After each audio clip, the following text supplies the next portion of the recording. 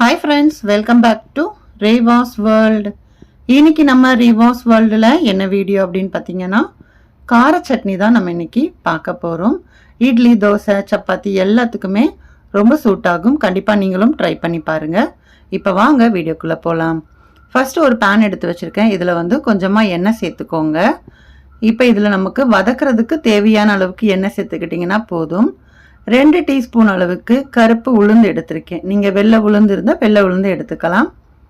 இன்னும் இந்த கருப்பு உளுந்து போடும்போது அந்த டேஸ்ட்டும் நல்லா இருக்கும், உடம்புக்கும் ரொம்ப ஹெல்தி அப்படிங்கிறதுனால கருப்பு உளுந்து நான் யூஸ் பண்ணியிருக்கேன். இப்போ அந்த உளுந்தோட கலர் நல்லா மாறி நல்லா உங்களுக்கு அந்த பொரிஞ்சு வரும் இல்லையா, அந்த ஸ்டேஜ் வரும்போது தேவைக்கு ஏற்ப காஞ்ச மிளகா, உங்களோட காரத்துக்கு ஏற்ப காஞ்ச மிளகா சேர்த்துக்கோங்க. இது கூட உங்களுக்கு கலருக்கு வேணும் அப்படின்னா காஷ்மீரி மிளகாவும் நீங்கள் யூஸ் பண்ணிக்கலாம். நான் இன்னைக்கு காஷ்மீரி மிளகாய் இல்லை, ஸோ நான் கொஞ்சமாக பவுடர் யூஸ் பண்ணிக்க போகிறேன். அப்படிங்கிறனால நார்மல் மிளகாய் மட்டும் யூஸ் பண்ணியிருக்கேன். ஒரு 4லிருந்து 5 பூண்டு பல் சேர்த்துக்கலாம். சேர்த்துட்டு இப்போ இது எல்லாமே நல்லா வதங்கி வரட்டும். இது ஓரளவுக்கு நல்லா வதங்கினதுக்கு அப்புறமா தான் இதில் நம்ம வெங்காயம் சேர்க்கணும். நீங்கள் சின்ன வெங்காயம் இருந்தால் இன்னும் நல்லா உங்களுக்கு டேஸ்ட் கொடுக்கும்.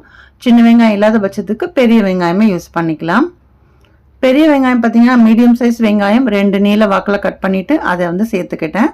சேர்த்துட்டு இப்போ இது நல்லா வதங்கி வரட்டும். இது பார்த்தீங்கன்னா ரொம்ப ப்ரௌன் கலராக ஆகணும் அப்படிங்கிற அவசியம் கிடையாது. ஏன்னா ப்ரௌன் கலராக ஆச்சு அப்படின்னா அந்த சட்னியோட டேஸ்ட் உங்களுக்கு இனிப்பு டேஸ்ட் வந்துடும். ஸோ அதனால கொஞ்சம் அந்த கலர் ஷைனிங் கலர் வரும் இல்லையா, அந்த அளவுக்கு நீங்கள் வதக்குனீங்கன்னா போதுமானதாக இருக்கும். ஸோ இதுக்கப்புறம் பார்த்தீங்கன்னா இது கூட நம்ம தக்காளி சேர்க்க போகிறோம். தக்காளி நல்லா ஒரு பெரிய தக்காளியாக 2 தக்காளி சேர்த்துக்கிறேன். நாட்டு தக்காளியாக இருந்தால் இன்னுமே ரொம்ப டேஸ்ட் நல்லா இருக்கும். ஸோ 2 தக்காளி நல்லா கொஞ்சம் பெருசாகவே கட் பண்ணிவிட்டு சேர்த்துருக்கேன். ஸோ இது நல்லா வதங்கட்டும். இது வதங்கிறதுக்காக கொஞ்சமாக நீங்கள் உப்பு சேர்த்துக்கிட்டீங்க அப்படின்னா இன்னும் கொஞ்சம் ஈஸியாக இருக்கும் வதங்கிறதுக்கு. ஸோ கொஞ்சம் நேரம் இது வதங்கட்டும். நான் காஷ்மீரி மிளகாய் நான் யூஸ் பண்ணலை அப்படிங்கிறதுனால அதுக்கு பதிலாக நான் பவுடர் யூஸ் பண்ண போகிறேன். அந்த ஒரு கலருக்காக கொஞ்சமாக ஒரு 1/2 டீஸ்பூன் அளவுக்கு காஷ்மீரி மிளகாத்தூள் யூஸ் பண்ணியிருக்கேன். ஸோ இப்போ இது எல்லாத்தையுமே சேர்த்து நல்லா மிக்ஸ் பண்ணி விடுங்க. இப்போ தக்காளி நல்லா வதங்கி கொஞ்சம் நல்லா லைட்டாக மசிஞ்சு வரணும். ஸோ அந்த தக்காளி நல்லா வெந்துச்சு அப்படின்னா தான் பச்சை வாசனை இல்லாமல் இருக்கும் இல்லையா, அதுக்காக தான் கொஞ்சம் நேரம் நல்லா மிக்ஸ் பண்ணிவிட்டு ஒரு மூடி போட்டு வச்சுட்டோம் அப்படின்னா நல்லா உங்களுக்கு அந்த சிம்மில் வச்சு விட்டுருங்க. இது நல்லா வதங்கி நல்லா சுருண்டு வரும் இல்லையா, அந்த ஸ்டேஜ் வரைக்கும் இதை வதக்கிக்கலாம். இப்போ தக்காளி வெங்காயம் இது 2மே நல்லா வதங்கி வந்துருச்சு. இந்த டைமில் நீங்கள் கருவேப்பிலை, கொத்தமல்லி இதெல்லாம் நீங்கள் சேர்த்துக்கலாம். என்கிட்ட கொத்தமல்லி இலை மட்டும்தான் இருந்துச்சு, ஸோ அது மட்டும் நான் சேர்த்துக்கிட்டேன்.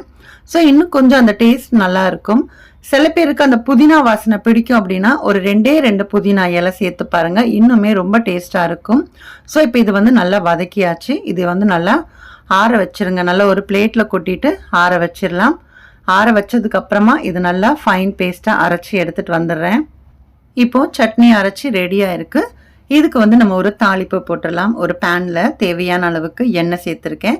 எண்ணெய் கொஞ்சம் சூடானதுக்கப்புறமா இதில் கொஞ்சமாக கடுகு, உளுத்தம்பருப்பு 2மே சேர்த்து நல்லா வெடித்து வரும்போது 2 வரமிளகா கிள்ளிட்டு சேர்க்க வேண்டாம், அப்படியே சேர்த்துக்கிறேன்.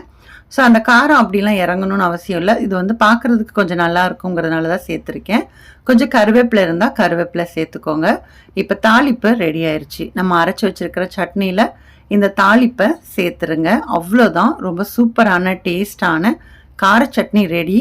ஸோ இந்த வீடியோ உங்களுக்கு பிடிச்சிருக்கும் அப்படின்னு நான் நினைக்கிறேன்.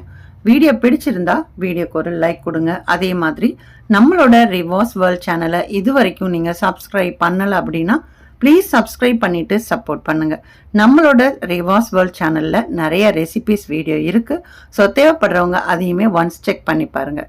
நெக்ஸ்ட் ஒரு இன்ட்ரெஸ்டிங்கான வீடியோட மீண்டும் உங்களை சந்திக்கிறேன். பாய். தேங்க்ஸ் ஃபார் வாட்சிங்.